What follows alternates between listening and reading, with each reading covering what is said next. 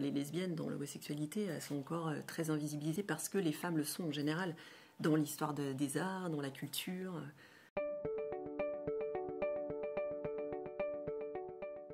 J'avais 18 ans, tout pile en 1994. Alors c'était presque plus l'ado en fait, 1994 pour moi. Mais en tout cas, là c'est le moment où je commençais à m'assumer en tant que lesbienne. Et après avoir traversé justement l'adolescence et toutes ces errances amoureuses et sexuelles où je me suis pas mal cherchée. Je partais à Paris et je me suis dit que j'allais vivre avec ma copine de l'époque. Et donc je l'ai annoncé à mes parents à ce moment-là. Je me souviens très bien, on était dans la cuisine. C'est un moment qui m'a beaucoup marquée. Mon père m'a dit c'est pas le fait que tu sois avec une fille qui m'embête, c'est que j'ai peur qu'on te fasse du mal à cause de ça. Et ça, c'est une phrase qui m'a beaucoup marquée parce qu'en fait, il avait déjà conscience, lui avait conscience de l'homophobie ambiante et que je pourrais être agressée à cause de ça.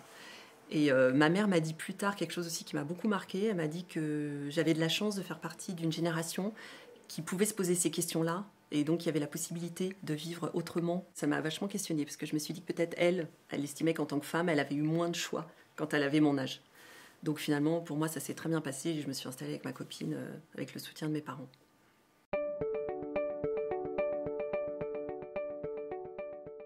J'ai l'impression, par exemple, moi j'ai une fille de 11 ans aujourd'hui, et la grosse différence, c'est que c'est une possibilité pour elle. C'est-à-dire, elle a grandi avec l'idée que, évidemment, elle est élevée en contexte homoparental, mais au-delà de ça, moi, mes copains hétéros élèvent aussi leurs enfants dans la possibilité qu'on puisse être homo plus tard.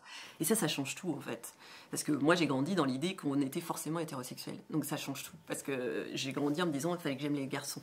Donc je me souviens, quand j'étais ado, au collège, par exemple, j'ai eu des amoureux, et vraiment, je pense que j'étais vraiment amoureuse d'eux, et à côté de ça, je me souviens à chaque fois, dans les années qui ont passé, à chaque fois il y avait une fille qui me faisait vraiment quelque chose, mais à l'époque, comme je ne savais pas qu'on pouvait être homosexuel, ou en tout cas c'était une donnée qui n'était pas inscrite dans ma tête, quoi, dans mes possibilités, je disais toujours que j'étais admirative de ces femmes, de ces filles, parce que on n'était pas encore des gamines, des adolescentes, mais je mettais le mot admiration, je mettais pas le mot amour. C'est plus tard, en fait, en étant plus grande et une fois que je me suis assumée, que je me suis dit, mais non, en fait, j'étais effectivement amoureuse de ces garçons-là, mais j'étais aussi amoureuse de ces filles-là, de ces filles que j'ai rencontrées au fil du temps, mais je mettais pas le même mot.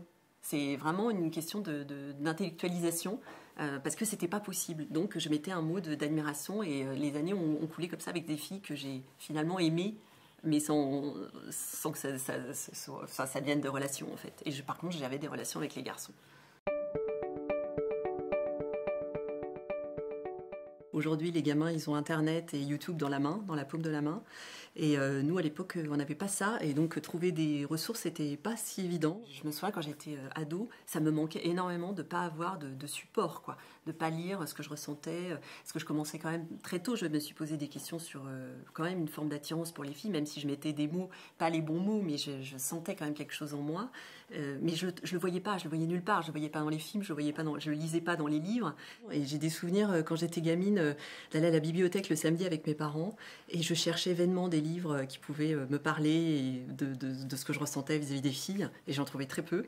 Et je me souviens par exemple d'une anecdote où j'avais trouvé un livre de Marie-Jo Bonnet qui s'appelait Les relations amoureuses entre femmes, et j'avais planqué ça sous une pile de livres. Et je sais aussi que j'ai eu toute une période, quand je devais avoir 16-17 ans, où j'ai fait absolument toutes les biographies des femmes lesbiennes que je trouvais, c'est-à-dire j'ai lu Colette, la biographie de Colette, après je me suis fait toute l'œuvre de Colette, j'ai lu la biographie de Virginia Woolf, Rosa Bonheur aussi. Quand j'ai découvert son travail, je me suis dit, ah mais elle est très peu connue, c'était une femme hyper moderne par rapport à son temps.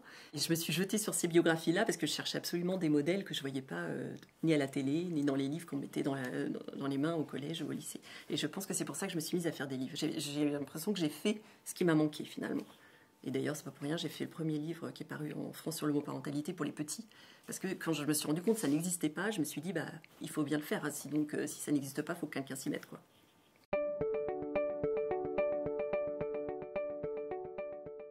À cette époque-là, en 94, non, j'avais aucun souvenir.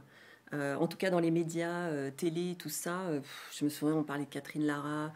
Voilà, Muriel Robin, il y avait des gros doutes, mais c'était trop vague. C'était pas des personnes. J'ai pas le souvenir de vraiment quelqu'un à qui j'aurais pu m'identifier à fond.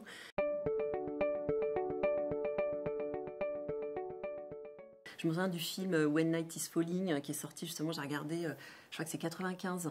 Et je me souviens quand j'ai découvert ce film, c'était incroyable, une histoire d'amour entre deux femmes qui se passe dans le milieu du cirque, avec des scènes de sexe assez explicites et tout. Et ça, je me souviens que j'étais allée le voir genre 3 fois au cinéma. À l'époque, je commençais vraiment à aller à Paris.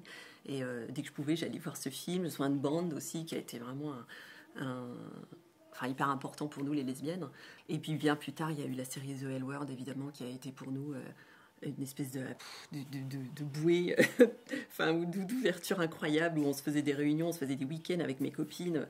On était, je sais pas, 6 devant l'écran et on se les enfilait les uns après les autres, les épisodes. Et c'était dément pour nous, ouais. C'était, et surtout, même les lesbiennes, en fait, elles continuent à être quand même pas mal invisibilisées. Donc, il y a encore du travail à faire.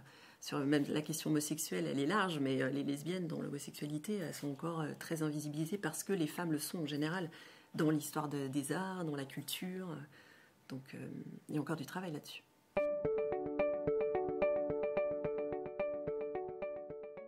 Moi, ce que je dirais aux ados LGBT, mais c'est facile à dire quand ça dépend tellement du contexte parental, mais c'est évidemment de s'assumer le plus rapidement possible pour être heureux, quoi. Et aussi, ce que je leur dirais peut-être, c'est de mon grand âge aujourd'hui, parce que j'ai 42 ans, que je suis maman aussi, donc maman lesbienne, je suis mariée à ma femme depuis 2013, c'est que je leur dirais qu'on peut être super heureux en étant homosexuel. C'est absolument pas un problème, je comprends même pas en fait que ça continue à être un souci, que des gens continuent à être homophobes, à agresser des homosexuels. Franchement, je comprends pas. On parle d'adultes consentants. Voilà. Et en quoi on devrait être honteux et malheureux de trouver l'amour, d'avoir du plaisir, puis soyez heureux parce que on peut tout à fait être heureux en étant homosexuel, mais largement, quoi.